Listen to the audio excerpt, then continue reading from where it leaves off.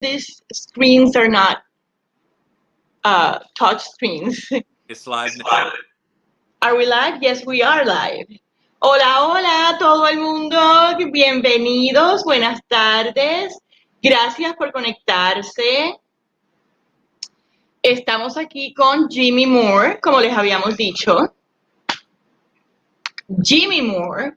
What can I say? What could I say to let people know who you are, assuming there is somebody that doesn't know who you are in the ketogenic world, of course? I don't pretend I'm anybody special. I'm just a guy who changed his life, and I'm now trying to change other people's lives. Yeah, that's awesome, because that's exactly what we're all trying to do for the better. Yes. Some of us use, some kind of gospel, and others use another. But what we have to give is good news for bettering people's lives, right? And we all have talents. Like I know how to talk and write. Other people know how to look good on video. Other people know how to support the people doing the work. All of us cumulatively need to be. Exactly. So we're all going in the same direction, hopefully, and hopefully we can bring the medical profession with us to opening their eyes. Yeah, I think that's happened amongst the medical professionals in the keto world. Behind the scenes, there is a network of what I know at least about 100 medical professionals who are trying to other medical professionals. I know Dr. Eric Westman at Duke in Durham, North Carolina. He actually welcomes in doctors all the time that want to see what he's doing. And so he has them shadow him for a day or two. It's pretty cool, actually, that he's literally mentoring these people. And guess what? He was mentored by Dr. Atkins. So Dr. Atkins brought him to his clinic for a week, and Eric walked around with him the whole week. And at the end of it, he's like, this is amazing. And he became amazing.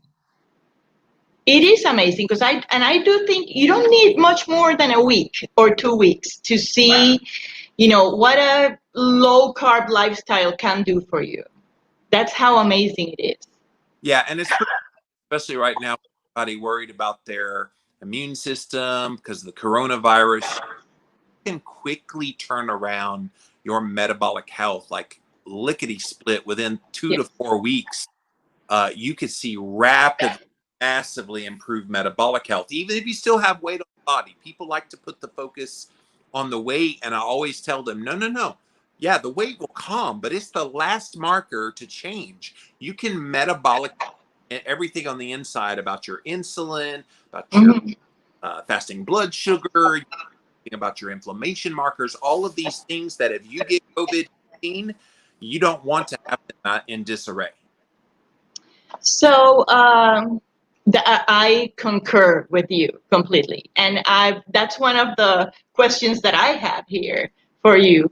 Even though I did contact you to talk about my initial thing that I wanted to talk about with you was this thing with the CGMs, the continuous glucose monitors, which I actually use. I have one on me. I don't use them. I'm not a diabetic, thank God. I did stop that. I was on that road, but I stopped it. And like I think you did. And I don't use it all the time, but I do use it like maybe 4 times a year, just to let me know because my palate has changed. So I am all the time trying different foods and kinds of foods that I didn't like before. And I want to see how they affect my sugar, my blood sugar. Yeah. So everybody, at least for a period of time, because you're only impacted by these various foods that you eat. So what people say is, well, what potato? It's healthy for you. It's got all these micronutrients, blah, blah, blah. I'm like, look, I love wonderful if your body can tolerate them. Wear the CGM, see where your blood sugar is postprandial. And some people, it's interesting because some people go keto to heal the insulin resistance, and they do. They become more insulin sensitive, so that then after the body has healed, they reintroduce one of these foods like sweet potatoes, and they notice that their blood sugar response is completely normal. Congratulations. But don't assume, Exactly. well, I've been on a low-carb, keto, real food kind of diet for X amount of time, let's say a year, and you've lost weight, things, supposedly better. Don't assume that you're all the way here. Now you can tolerate those starchy foods. Some people will, Mhm. other people will not. The CGM will tell the story. Yes, some people will never, And actually, I think. I don't think I will ever. I'm sad to say. I hold out for even the worst of the worst, and you're not type 2 diabetic. And so, have you ever been? No, Okay. no, I never got there. Had significant insulin resistance. I think it's the people who had a 15 A1C and they're Yeah. really, really bad type 2 diabetes. All right, maybe they won't ever. But I still hold out hope that insulin resistance that has not turned into type 2 diabetes can indeed someday be fully healed. Now, there's a lot play that go well beyond the diet. I think some of your lifestyle things matter, stress management, because I think when you're insulin resistant, you're more susceptible to the ill effects of stress on your body. And we're all been under stress in 2020 for all the obvious reasons. Yeah. And that was one of the things that I was going to ask you, because I was reading, I have three of the books that you had published. I have Real Food Keto and the Keto Cure. Of course, I have the Fasting, the Ultimate Guide to Fasting, which I can't find anywhere.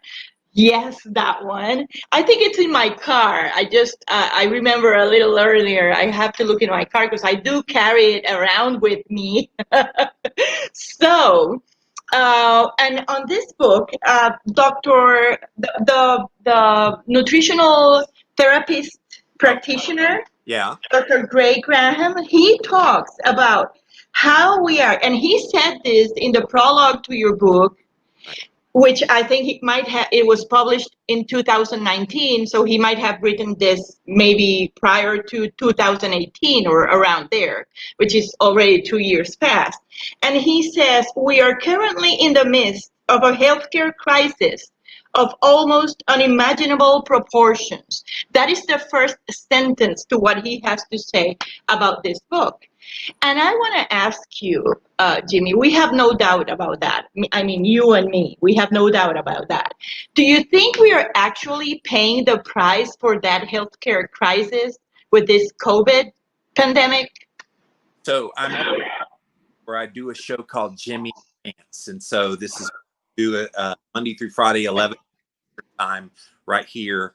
And so just today, my Jimmy rants today was all about that very thing. We are now seeing, because of COVID-19, the exposure of the nutritional health lies we've been told. Like, think about all the lies we've been told about nutrition. Eat less fat, eat more healthy whole grains, eat less calories and eat in an energy balance, exercise more. All of these, Cholesterol is bad for you. well, I was getting there. Red meat and dairy and eggs are bad for you because of the saturated fat and cholesterol. Exactly. And so we've been told all lies all these years. Well, guess what's happening? COVID-19, it's the people who have comorbidities and poor metabolic health. Well, where did they get the comorbidities and the poor metabolic health? Directly from their nutritional choices, which were promoted as healthy by the mainstream. Exactly. Exactly. So, and the thing is that we have been into this already 4 or 5 months. And we just said at the beginning that you can make a change in as little as 2 weeks. Right. So, it really makes me mad how the government, keeps, and I mean the U.S. government and Puerto Rico government, they keep chanting the song about wash your hands, wear a mask, and social distance, but they're not saying anything about watch what you're eating. Nothing about take vitamin C and zinc and vitamin D, get out in the sun, breathe fresh air, make social connections with people. None of the things that would actually make us healthy are they encouraging? And of course, you guys there in Puerto Rico, you've got beautiful outdoor. Got a mutual friend of ours, Dr. John Lemansky, and his kids all live there in Puerto Rico now. They live right there next to the beach. They could be on the beach in 3 minutes. And you guys had draconian lockdowns that you couldn't even go to the middle of your street or they would not even walk. We couldn't even walk outside, right? And people were getting arrested. There was a couple that was arrested because they decided to walk to the supermarket instead of driving their car. You know, I need food. I might as well do some exercise when I'm getting my food if you're going to allow me to go shopping for groceries. Yeah. It was crazy. And I do think this is the time that the keto community has to, you know, insert themselves into this conversation and make the most of it. Well, And I think also it's an opportunity. I think. Like right now, want to have on the radar screen of people health, it's on their radar screen. So if you have information about health that could be helpful for people, and then you turn them on to people like my work and other people that are out there doing really good work, then maybe the education can begin. It's like that's all we're vying for right now is we want a foot in the door of the conversation.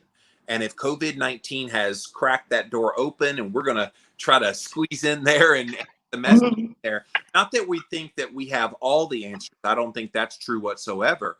But I think if they've not heard this information before, this could be a real game changer for them. And when you say, I want to use exactly that sentence that you just used about saying that we don't have all the answers, you know, because I do think it's very important, and I always tell everybody, and that is one of the things that I think it's been kind of a hurdle for us down here. We are I know some people are going to be mad about this comment I'm going to make, but we are a society down here, being a colony. Sorry to bring that up. That we have gotten used to letting somebody else tell us what we have to do in everything, including our way of eating. Yeah. And now people come to keto and they want to know exactly how many grams of fat you need, how much water do you need to drink. People go like that. How much water do I need to drink in a day? And I was reading also in one of your books, as I was going through them for the interview, that you are, and this is something I tell everybody all the time, this N=1 experiment. You know, we have to be our own research. We have to do our own research on our own selves, you know, because there is no other way around it. Yeah. And so many people, they fall into that pattern of just tell me what to do. And of course, for those people, I think what you need to do is just say, okay, you need a prescription, eat real food. And of course, you guys are a little easier there. I've watched John and Jen post some of the meals that they're eating in Puerto Rico, and I'm like, ooh, that looks really fresh and delicious. Yeah. And he's chopping down coconut every day.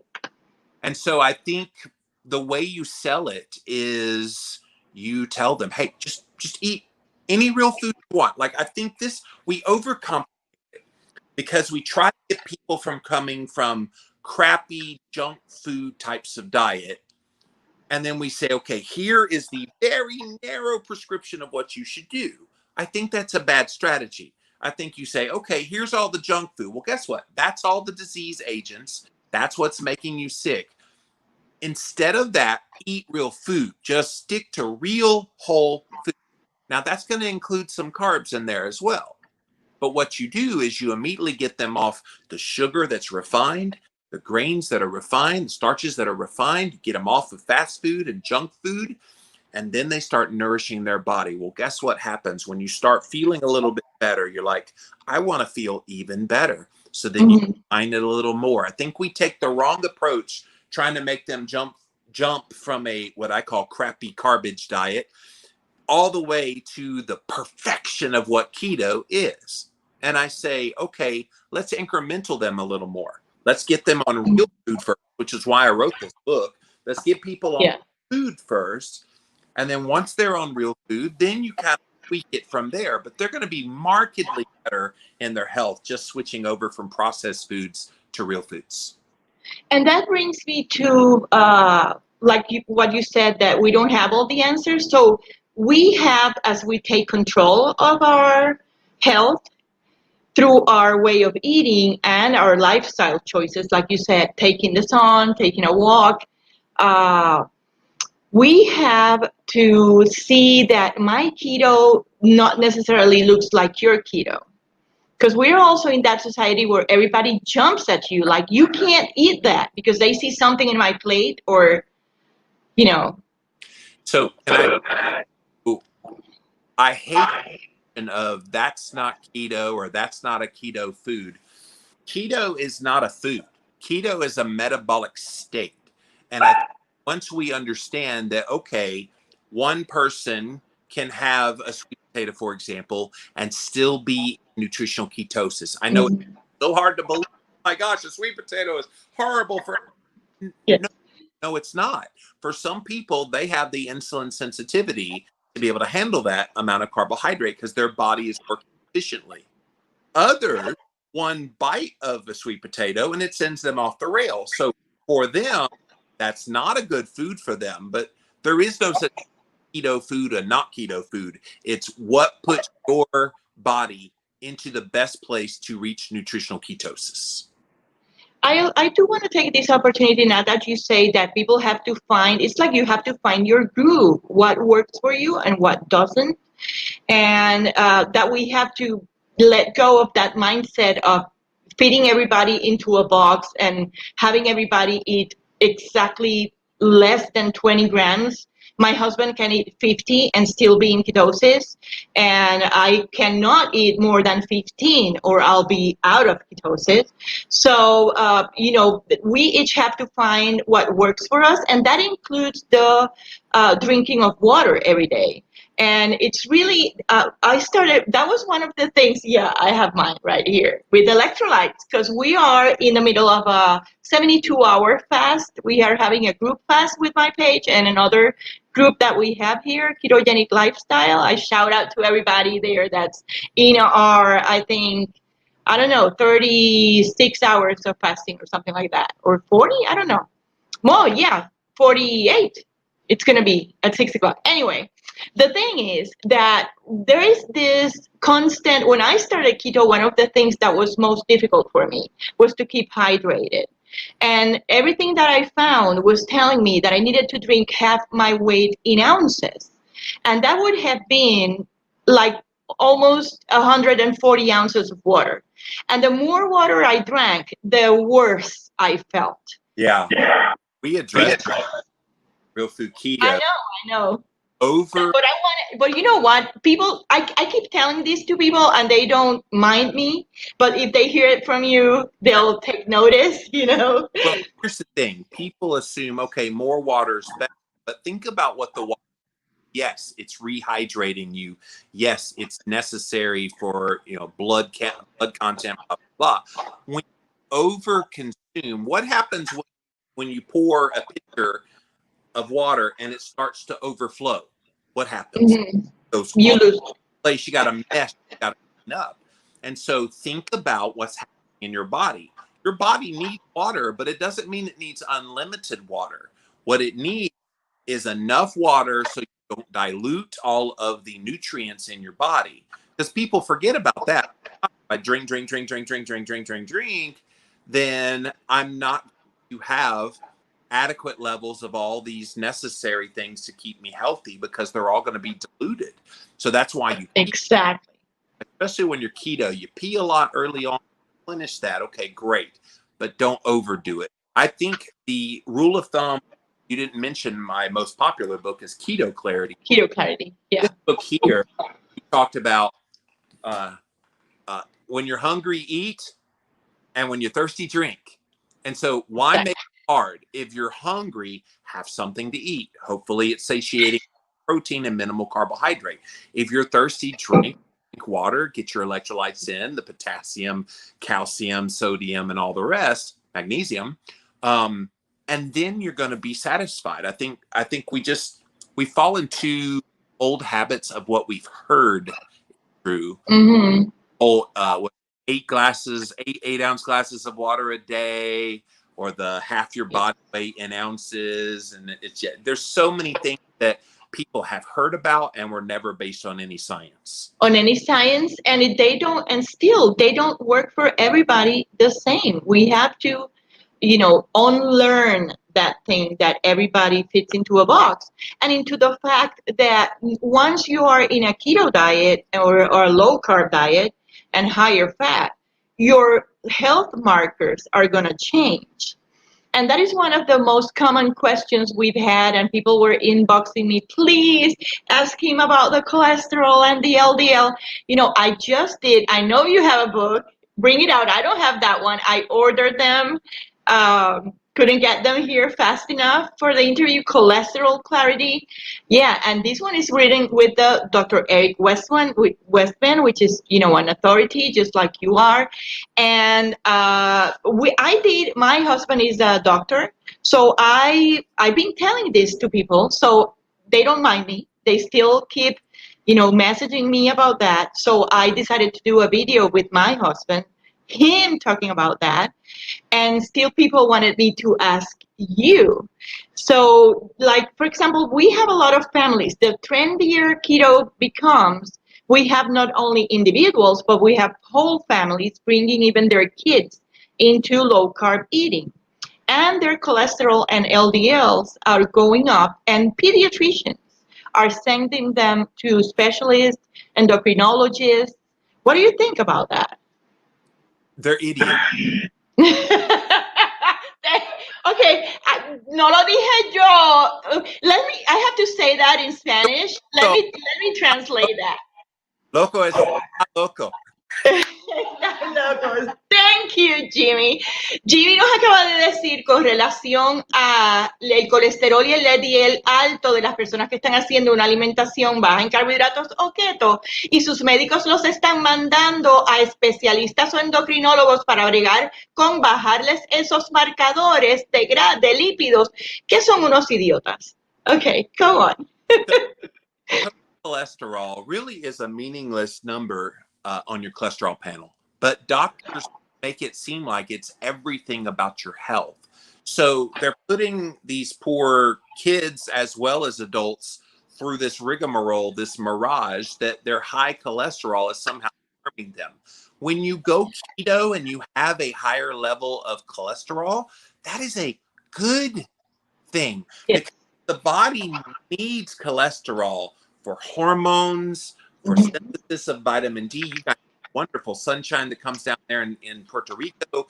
You can't convert on your skin the sun into vitamin D unless you have adequate levels of cholesterol. Cholesterol does so many good things. It's an anti-inflammatory in the body.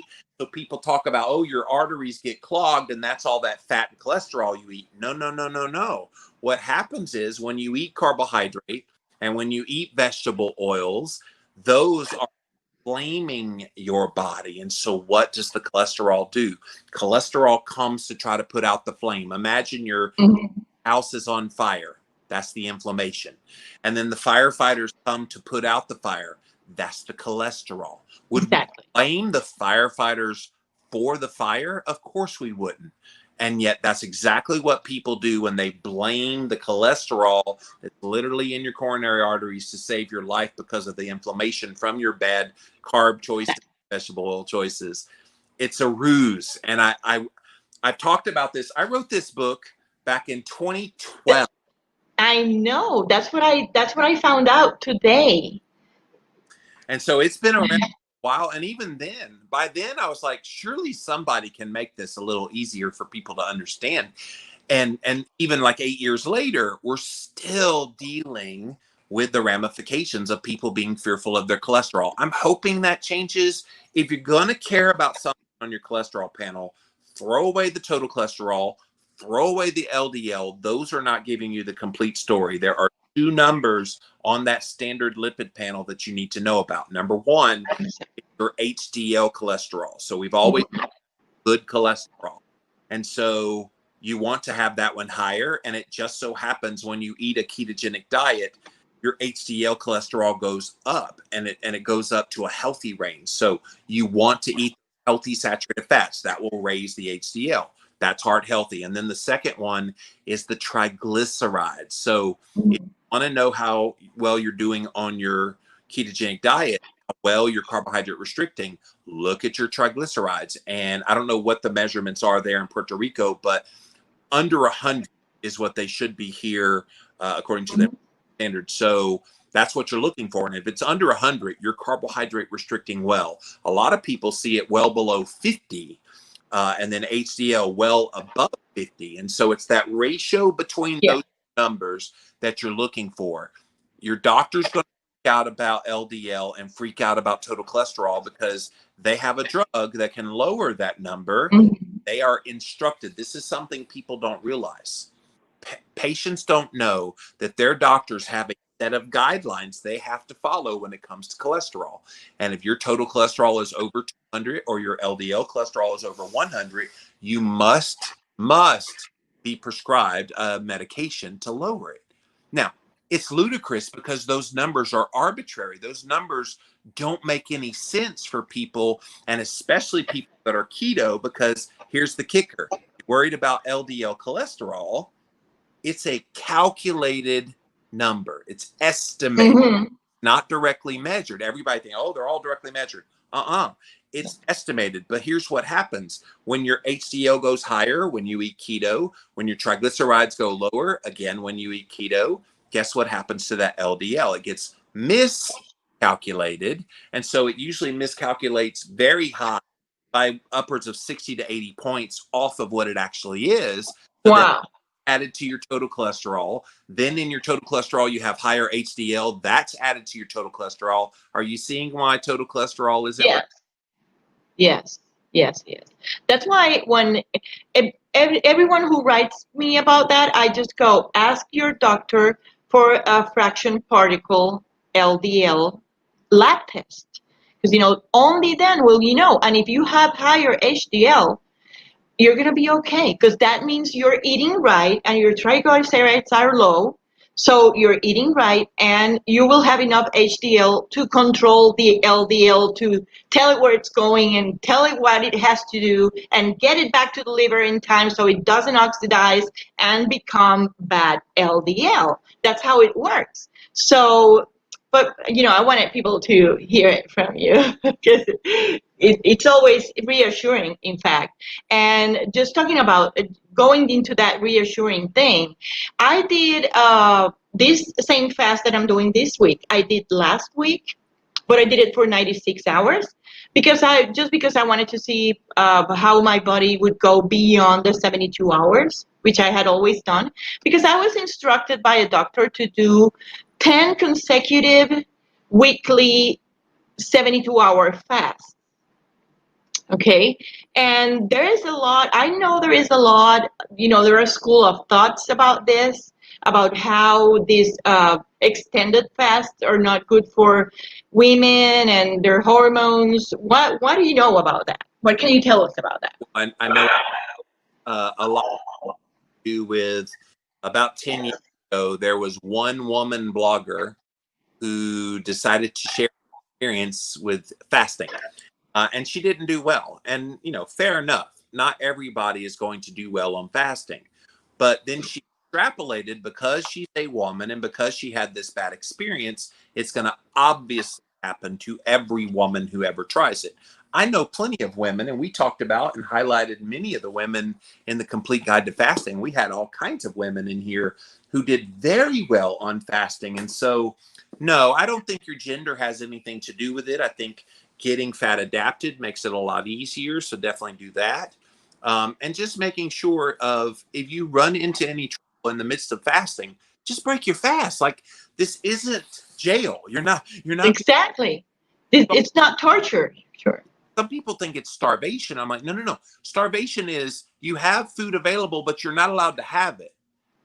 Fasting is you have food available, and if the time comes you need to break it, you go break it. It's no big deal.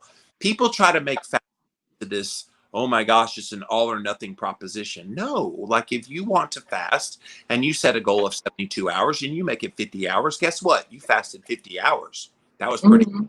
And you should celebrate it. I love the cumulative effects of a 10-week 3-day fast for 10 days in a row, that's probably okay. What I would caution against is if you did like a 7-day fast, and I've done 3 21-day fast. If you do one of these super long ones like that, you don't want to fast again real fast. You want to kind of let the body recover, the whole feast when you feast, fast when you fast.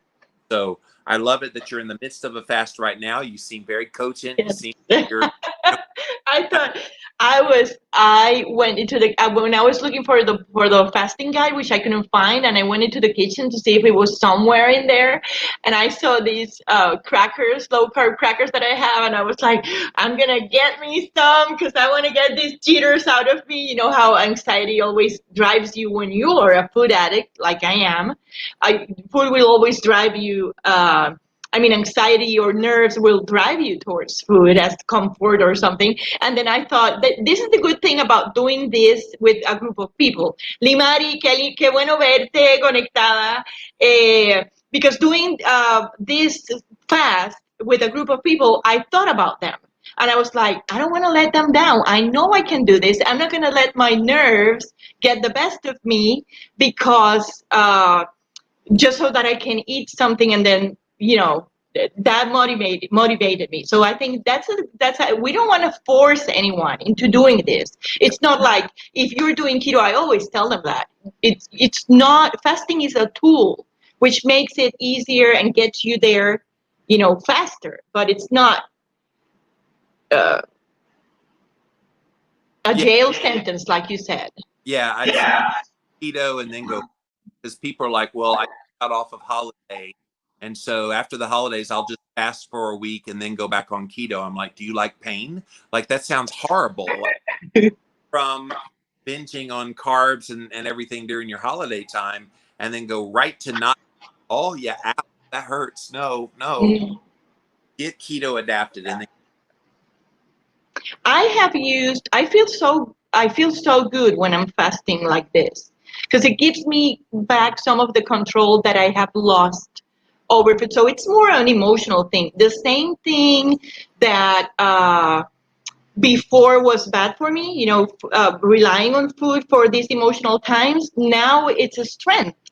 Now for me it's a strength to know that I'm not letting food control me while I'm fasting. Not necessarily, I haven't won that battle yet in my daily day life when I'm not fasting.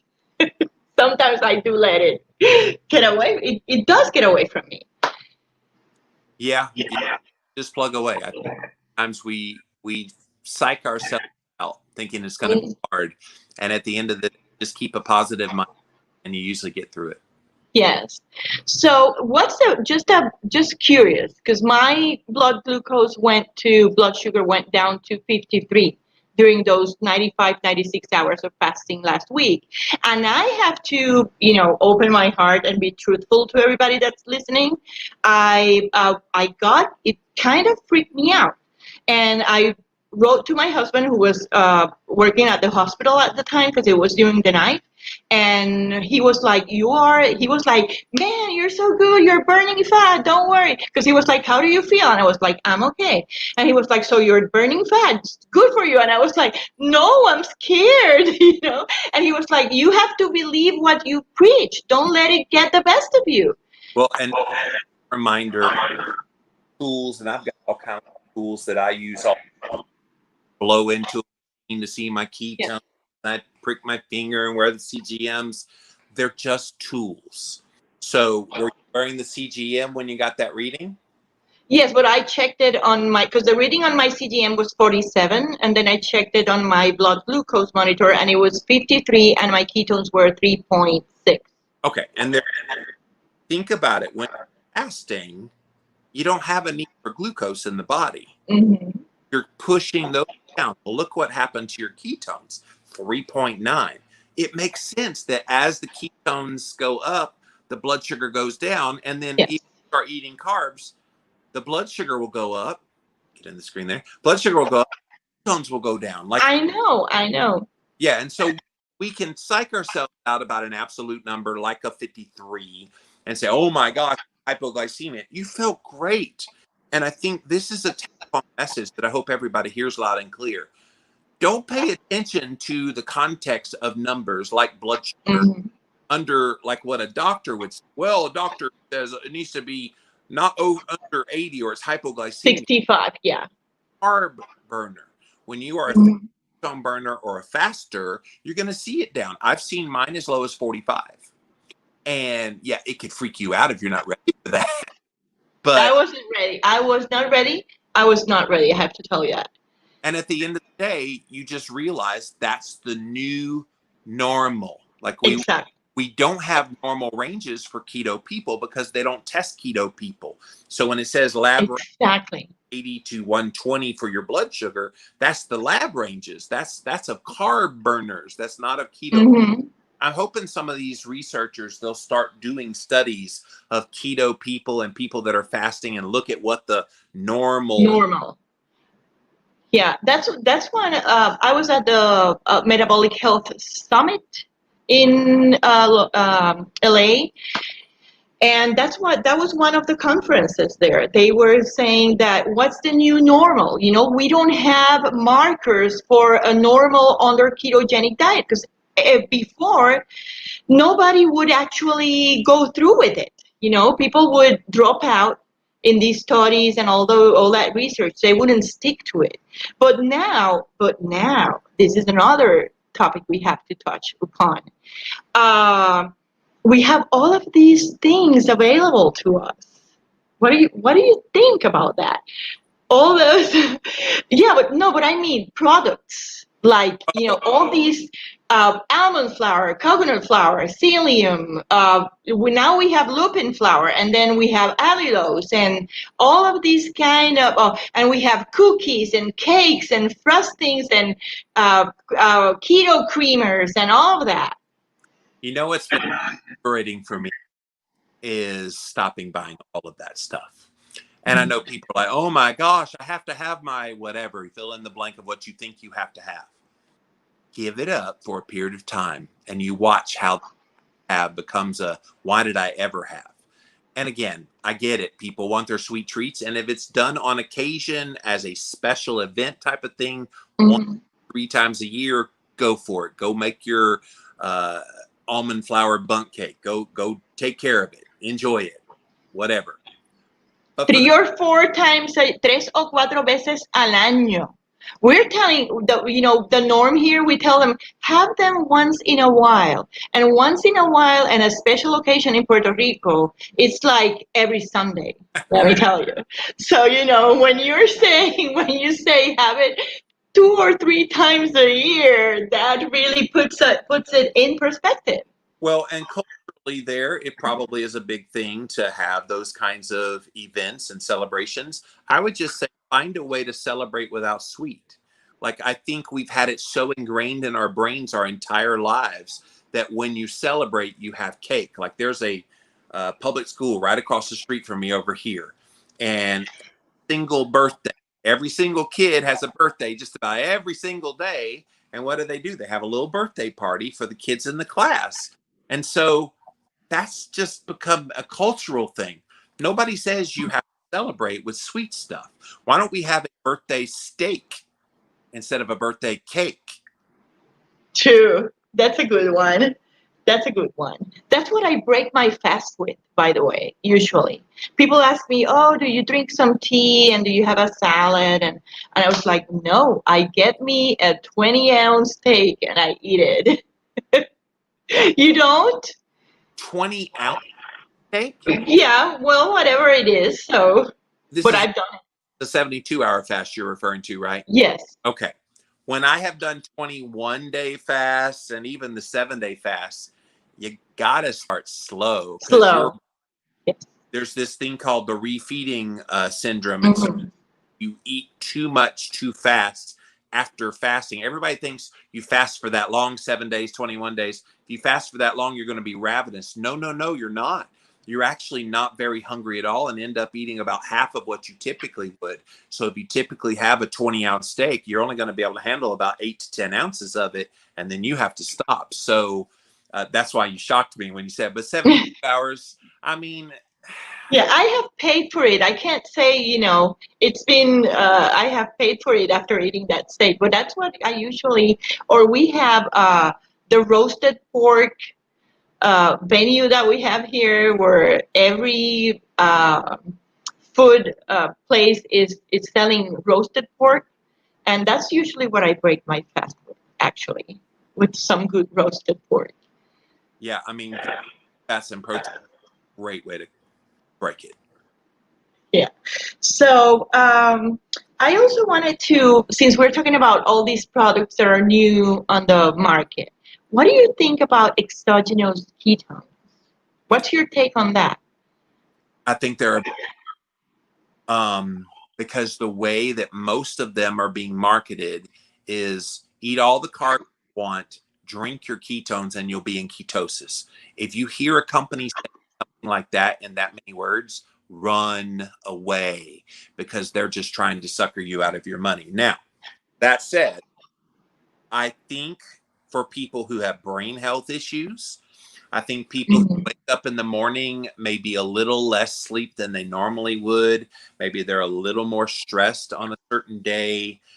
If you target it, those kinds of things, or an athlete trying to get a boost of energy before a workout, those are all good purposes for exogenous ketones. And I think they're wonderful for that purpose. The problem with ketones is they're very fleeting. So you drink them, and I have tested this using a blood monitor. You drink them, and they're only in the bloodstream about 90 to 120 minutes.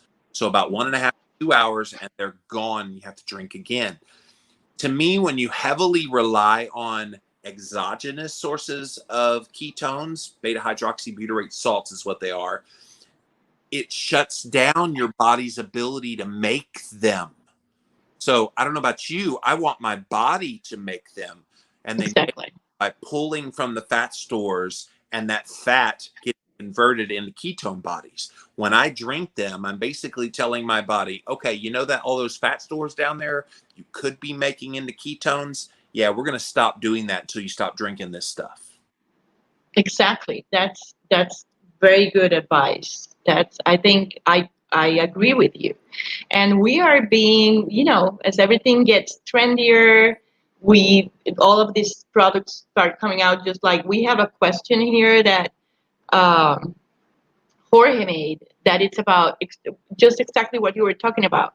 These ads are confusing people, actually, because we are, some of us are telling people that you make your own ketones, you don't need to drink anything for that. And then we have all of these big campaigns uh, bombarding people about, if you drink this is good. Do you think it should be, additional ketones during fasting is something we should do? Because that's the time I'm making the most ketones. Why would I need? Well, one caveat, Jorge, that's a great question, by the way. Day one and day two, maybe you could take it, because day one, well, if you're day one is easy. Day two is the hard one. So I wonder if you took ketones, exogenous ketones, on day two of a fast, when it typically is the hardest. It's also a little bit hard into day three, but kind of target it where it's the hardest for you to stick to it. And then the body will naturally kick into high gear by day 3, 4, 5, however long you go. It's like maybe giving it a boost. Yeah, and to kind of keep you from having some of those ill effects on day two. Day two for me has always been the hardest of a fast. Like day one, I can blink and it's gone. It's just so easy to go 20. Mhm. Something happens between 24 and 48 hours where I'm just, Yes. get me through this. Yes, I know. And I wonder if on that day, taking exogenous ketones would be helpful. I haven't before, because I'm just on principle, I'm just against using them unless I absolutely have to. I've got some from various companies, but yeah, I feel like it's a crutch to keep you from doing Yeah, what. exactly. Okay. So we have another question. I'm so happy that people are asking their questions. We have somebody here saying, what about Hashimoto's, hypothyroidism, and PCOS and keto? What would be best for them? Keto, ketovore, or carnivore? Yeah, hypothetically, Hashimoto's, those are definitely difficult issues, and I know a lot of people come them with all of those. Keto do is balance your. Is somebody got a dog on your end barking? Is that what that is? Yeah, my dogs are fighting out in the backyard. Is that on Mike or is that on you? Sorry about that. I didn't know if this show had gone to the dogs or not. So what is that?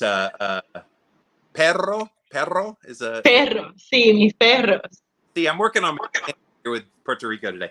So yeah, I've seen all kinds of people do all of those diets and improve. I think the main point of whatever you choose to do is you want to lower insulin and you want to lower blood sugar. So whatever means that takes to get there, because here's what happens. People know about insulin and they know about, some of the hormones.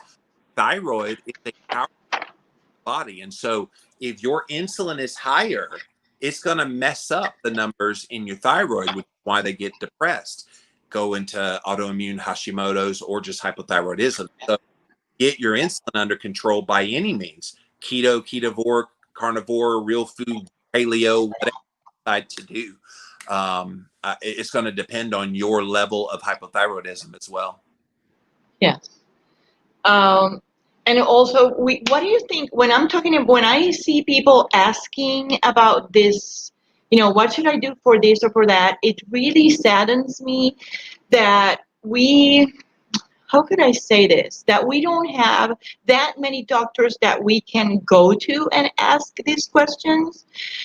When do you think there's going to be what's your take on when there is going to be a breakthrough that the medical community would get into this and finally see the benefits of the cholesterol and eating good fats and of fasting and the CGMs? I've had people here that I'm coaching that I'm just helping them, and I just said, tell your doctor about a CGM. And this particular person, the doctor wouldn't give him the prescription. And out of that appointment, he went out of there with his first, this is that type 2 diabetic who had been on 2 medications. And that's the first time out of that appointment, he went out of there with a prescription for insulin.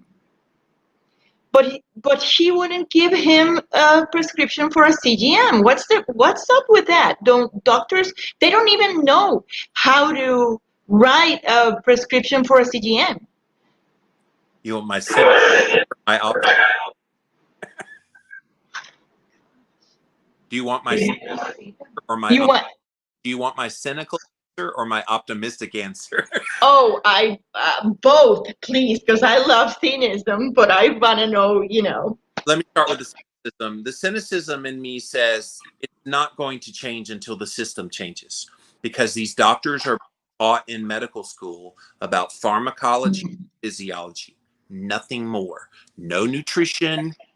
I've interviewed a lot of people on my show over the years, and literally hundreds upon hundreds of medical doctors. And I think the longest I heard, other than a naturopath, which obviously would have more than this, but all the traditional ones, you're lucky if you got a week of nutrition. And I've heard most of them talk about, I had like 1 3-hour seminar on nutrition, like of all the things that you would think a doctor would want to know about, and the indelible connection between what you eat and how it manifests as disease in the body. You would think they would want to know a lot more than 3-hour seminar, but they don't. And so the cynic in me says, ain't nothing going to change until we break the system of the medical school. I think mainstream medicine is being left far behind.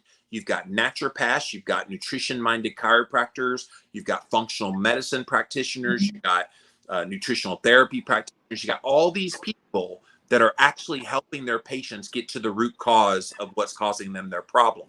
That's where medicine is headed.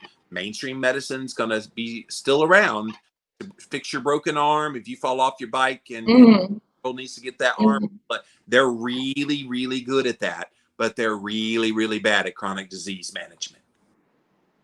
So sad. So really You know, I saw, I was reading, uh, well, and I have myself as an example for that, how my health was going downhill every time, even worse. And doctors were not helping me, you know, they were only, like we always say, they only treat the symptoms, but they're not getting at the root of it. And if we don't get to the root, how are we gonna finally put a remedy to it, you know? So it's really, I think we are on the verge of going back to the village healer. It's what keto people are sort of becoming. Keto or carnivore, you know, all of these, like you say, functional doctors and homeopaths and naturopathic medicine. It's the place that it's taking. That common sense that traditional medicine is being losing. Yeah, the medical office of the future is going to be diverse as well. You're going to have someone who is a specialist in cardiology. You're going to have someone else who is a specialist in fertility issues and PCOS. You have another one who is a specialist in diabetes, another one who is a specialist. All of them treating the same disease. This is what's conversation is most of those I just described to you, they all have a commonality. The commonality is the disease of insulin resistance. And so Mhm. have these clinics, I think, that will have different specialists that have different manifestations of that insulin resistance. Some people, they just get obese. Other people that get obese and diabetic. Other people get heart disease. Other people get cancer. Other people get Alzheimer's. You're going to have these wide variety. Now, obviously, once it progresses to cancer and Alzheimer's, it's very advanced resistance Yeah. at that point. Maybe we can catch those people early on if those kinds of clinics catch on. Yes, I really hope so, and that is what our quest is, you know, by doing this kind of stuff. So, and I really appreciate you so much coming on to talk to us. We have somebody here with another uh, kind of complex question. I have adrenal fatigue and hypothyroidism. I think she means, is it good for me to make fasting, or should I do OMAD every day, or just tiny fast of 18 or 20 hours? Is that something? Thank you, Gail. So when you have adrenal fatigue, you're already you're already struggling with energy. Can I caution you not to fast at all? Now that sounds funny because I wrote a whole book about fasting. Yeah. But when you have adrenal fatigue and hypothyroidism and all the things that you're dealing with, the last thing you want to do is add another stressor. As much as I love fasting, fasting is a stressor on the body. So I would say probably for someone like yourself, try about 2 meals a day rather than OMAD. Try 2 meals a day. Fit it within a window. You can do noon to 6, and then that's a good like 8-hour window of fasting. But you want to, I think for someone like yourself, you want to get in that food until you resolve adrenal fatigue. Your body's not ready for a full-on fast. Okay, thank you so much. That's I do love that answer, because everybody thinks, because again, this is all trending. Oh, fasting is the latest thing in the street, you know. So everybody has to go and fast, and then it doesn't work the same way. Uh, Fasting, just like drinking the water or what you can eat. Each of us have to find out what is best for us. So thank you, Raquel, for that question. I do appreciate it. We'll have it also this one. I really find this one very interesting. Would people not practicing the keto lifestyle get benefits from fasting as their body work in a different way? Jorge, they would. It would hurt though. Like I was saying earlier, people going off of holiday and then going right into a try to kickstart ketosis. It's a bad way to do it. So no, I don't think they would get no benefit from it. They would obviously get benefit, but here's the thing: it's not about the fasting period that you get the benefits. It's about what are you doing when you're eating that also extends those benefits. So think about what Exactly. does. Fasting is a sped up version of ketosis. So you're going to get into ketosis. You said you get into 3.9 blood ketones in day 3 of a fast. That's not atypical. You will get into a very heavy fat adapted kind of state, your body fat stores is basically what you're eating when you're not eating. And so when you come off of that, do you want to switch over back to a sugar burner again, or do you want to keep those benefits going and then eat keto? That's what that's why getting on a ketogenic diet, getting well keto adapted, then implementing fasting, then going back to keto or carnivore is going to give you the most benefits. But to answer your question, yeah, they can get benefit. It's going to be painful for them. And then they're going to keep kind of having this loop of lost weight fast, I gained it back because I started eating crap again. And then I lost weight and then I gained it back. So I guess if you want that low, I don't. I want that steady, beautiful energy that never goes away. And that takes me right into this question. That's the one that I want to close this with. What about, because I keep finding this, and I've helped people that tell me, oh, but today we have, our problem are not sweet potatoes, I must say, which are probably healthier than what we eat here, which is a lot of rice and a lot of tostones, which is green plantains. And people go like, they're half in ketosis and not in ketosis, and now I'm in ketosis, and I do keto for 3 days, and I get into ketosis, and then I eat the mofongo, and I eat the rice and beans. And what's the danger? Could you tell us about the dangers of, I would rather you not do it. I was like, my husband did this when I started keto, and he would eat keto at my house and not at the hospital. And I was like, you can't do this because it's not going to be good for you to eat high fat and high carbs. Yes, carb is the worst possibly to your metabolism. So, in fact, it would be better if you ate a high carb diet.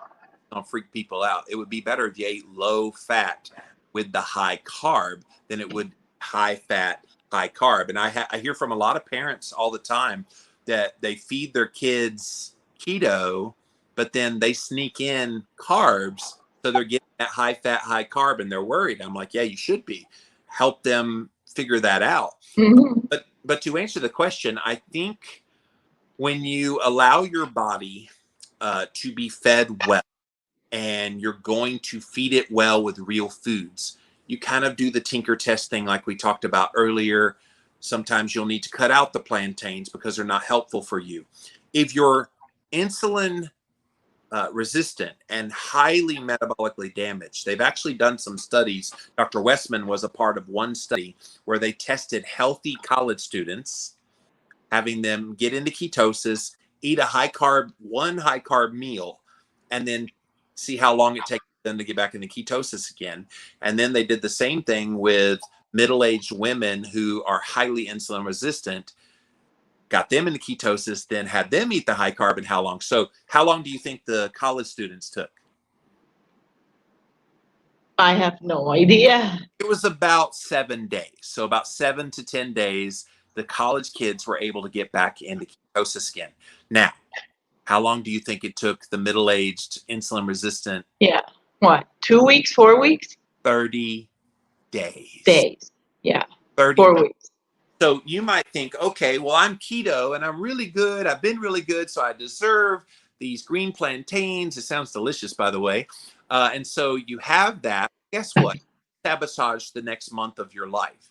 Well, guess what? If you're doing that every Sunday, because it's an event in Puerto Rico every Sunday, well, let's say you're good all week through Saturday, and then Sunday you go off the rails. Well, guess what? You're still not recovered from the last Sunday. Exactly. You're insulin resistant. And even if you're insulin sensitive, like those college kids were. So you're just setting yourself up for failure, which again is why I said 2 to 3 times a year for those kind of treat things, because you've got to give your body time to recover. Exactly. Oh my gosh. Jimmy, thank you so much for stating that in such plain words, because that's literally what I'm seeing here. People will, from Friday through Sunday, they will eat whatever they want and drink whatever they want, which is another whole topic, alcohol. And then they are mad because they're not getting the benefits that we are all preaching about, because you're not doing it right. So don't blame me. So thank you so much for for that insight about that. It's really, and I do think it will be detrimental to their health in the long run, doing for sure. Oh, especially if they already are dealing with kind of a chronic disease, that's sure all to get serious about this and be strict. Will everybody have to always be strict and always be in ketosis? No. But for some people, yes. Yes, exactly. For some people, yes. And if you're not going to be careful or questioning enough to find out by yourself, then you better not do it. Because you want to be, we better err on the safe side than on the side of damaging our health, actually. Jimmy, I want to thank you. I wanted to tell you, I met you personally at the last year's KetoCon, and you gave me, I still can feel it, the warmest, sweetest, greatest, comfortiest, I know that's not a word, but a very comforting hug. And I loved it. I still cherish that memory with you. And so thank you so much for being the sweet person that you are. Thank you for leading the way. I know it has not been easy. All of these years preaching to, open fields of people not calling you crazy, not only minding you, but even calling you crazy. So, but you have certainly paved the way. We do cherish and appreciate a lot all the knowledge that you share with us in your books. I do have a post, everybody. Los libros de Jimmy están posteados. Ustedes pueden ver. All of his books are in one of my posts. I'm going to share that again so you can go. Please go get this book. El libro de El ayuno con el Dr. Fong y todos estos ayunos. Posteamos. We have your site up. If you want to patron him, you can send some support to him so that he can keep on doing all of this great job that he does. And para la gente que dice que uno no puede hacer keto en largo tiempo, I'm telling them about the people that are doubtful that you can do keto for a long time. It's not sustainable. How long have you been doing low-carb keto way of eating? 16 years. 16 years, ladies and gentlemen, since 2004 that his mother-in-law gave you Dr. Atkins' book. I remember that. So, and we have all done Atkins down here in Puerto Rico. That was very, very famous here, just like in the States. And that's why keto has now had this bad rep, because people think we are eating pork rinds and cheese and bacon, which maybe I do. No, I don't. That's for sure. No. But I do eat the bacon every day, sorry to say, unless I'm fasting. So thank you so much. Thank you so much. I appreciate it so much. We love you, and we bless you, and we wish upon you the whole world of goodness for you. So Gracias.